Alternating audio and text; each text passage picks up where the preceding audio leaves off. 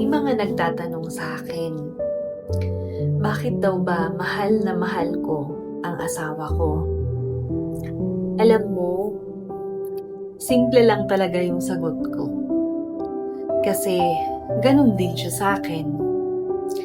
Hindi lang sa salita, kundi sa paraan ng pagmamahal niya sa akin araw-araw. At naging mabuti din talaga siyang asawa sa akin. At doon ko na-realize na baka nga totoo yung lagi nilang sinasabi na kapag ang isang babae daw ay minahal mo ng tama, mas lalo niyang ibinubuhos ang pagmamahal na nasa puso niya. Kaya, nung nagkasakit siya, hindi ko na kailangang pilitin ang sarili ko. Alagaan siya.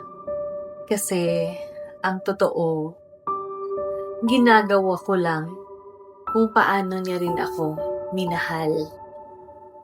At para sa akin, deserve na deserve niyang mahalin. Deserve na deserve niyang halagaan.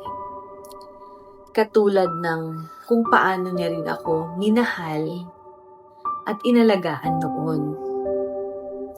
Kaya minsan, kapag sinasabi ng iba, ang swerte naman ng asawa mo sa'yo dahil mahal na mahal mo siya. Ang lagi kong sinasabi, maswerte kaming pareho sa isa't isa. At siguro, ganun talaga ang tunay na pagmamahalan. Hindi mo iniisip kung sino ang mas maraming naibigay. Hindi mo binibilang kung sino ang mas maraming isinakripisyo. Kasi pag pareho kayong nagmamahalan, pareho kayong handang ibigay ang lahat.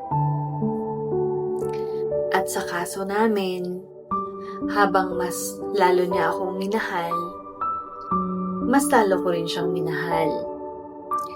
Kaya, kung may asawa ka pa katabi ngayon, huwag mong hintayin mawalan ka bago mo iparamdam kung gaano mo siya kamahal.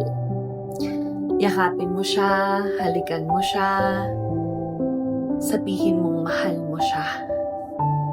Pahalagahan mo siya.